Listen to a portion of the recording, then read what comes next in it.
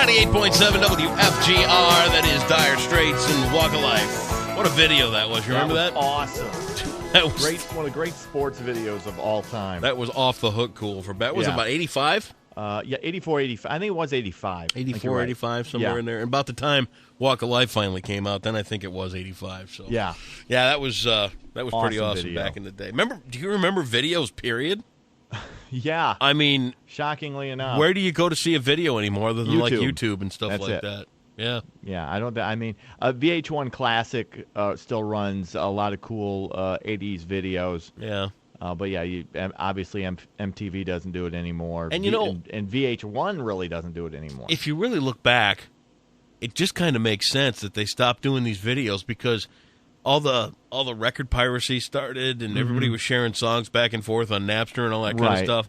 You know, that takes a lot of money out of the budget for that kind of thing, for the videos and all that it stuff. got to the point where they didn't really need to even shoot videos anymore. Yeah, I know, which is sad. Which is sad because I always liked what they had.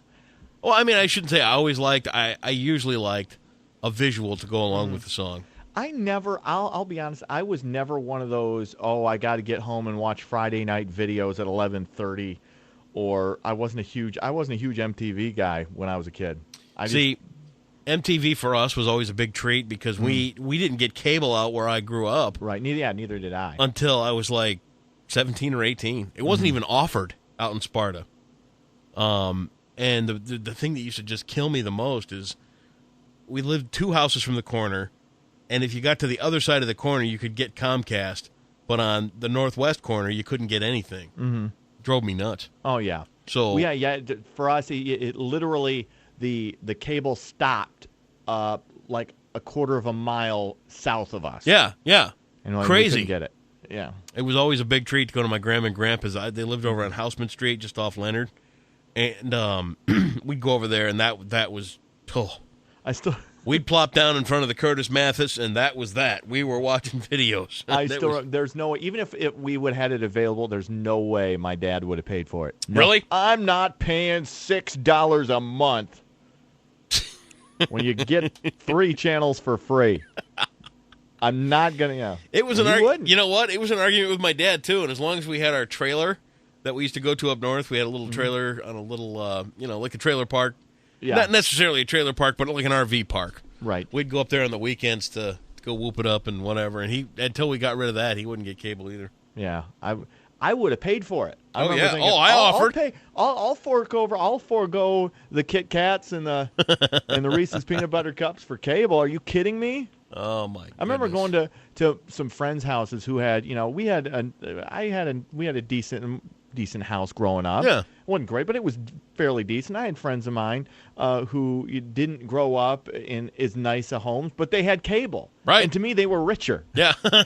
Wait, you've got 40 channels and I've got 3? 3? Huh? Are you kidding me? Yeah, you've got this nice big yard. I don't care. I don't care about a nice big yard. Dave's over there going, "Hey guys, come on back to our house. We'll play Power 41." I want to watch Happy Days at 5:35 and 6:05 on Superstation TBS. Do you remember that Power 41? What was Power 41? It was on Channel 41 out of Battle Creek, and it was like in the afternoon cartoon block. Yeah, okay, yeah. And they would get some kid on the phone, and he would go, because my friend Scott, actually, you know what? I've always told you my friend Scott stories, right? He actually got to play that one day.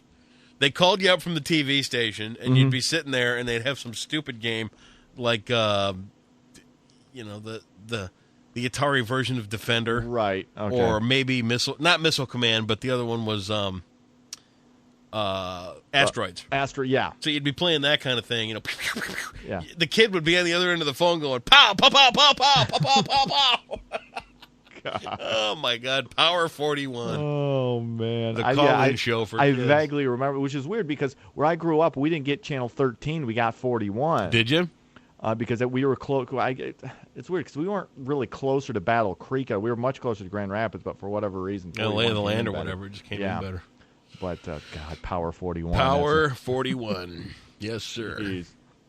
Oh, hey, you know what? Before we get into news here, too, I got a little story we didn't end up talking about last week. Remember I told you my friend Rob? Oh, yeah. I was going to ask you about that. You had this story you were going to tell me. I didn't know if you wanted to tell me off the air. No. It was on the air. Okay.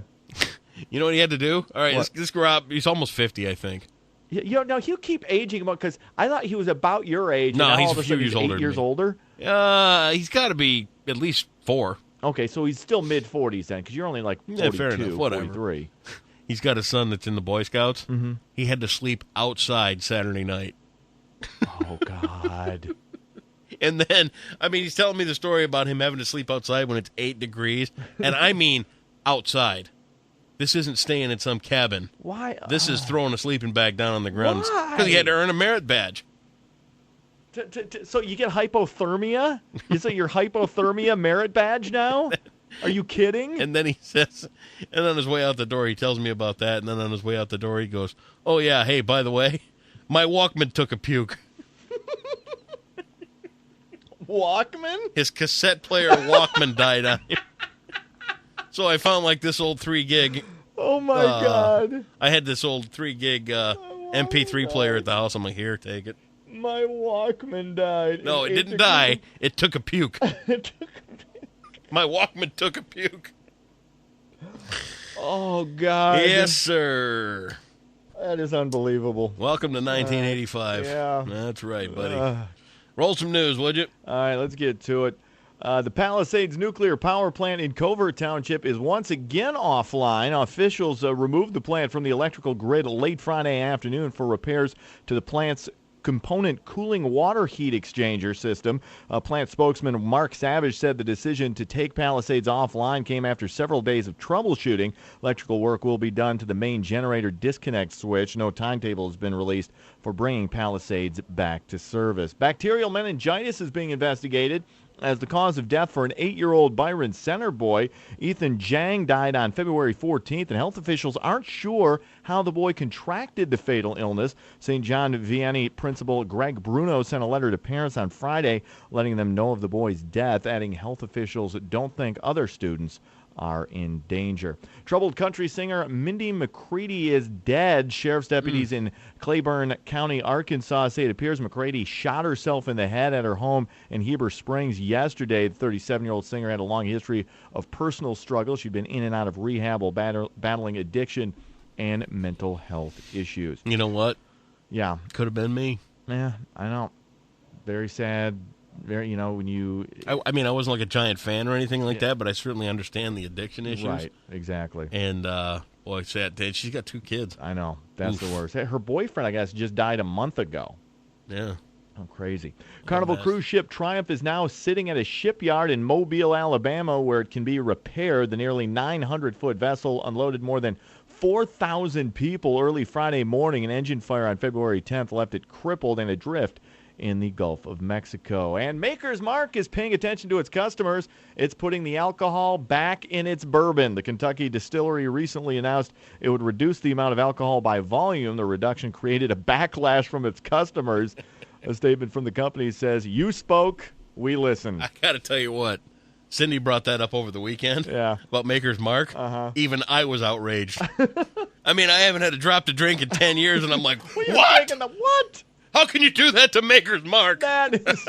How dare you? That's alcohol blasphemy right what there. That is, exactly. It's dipped in wax, for God's sake. They can't lower the...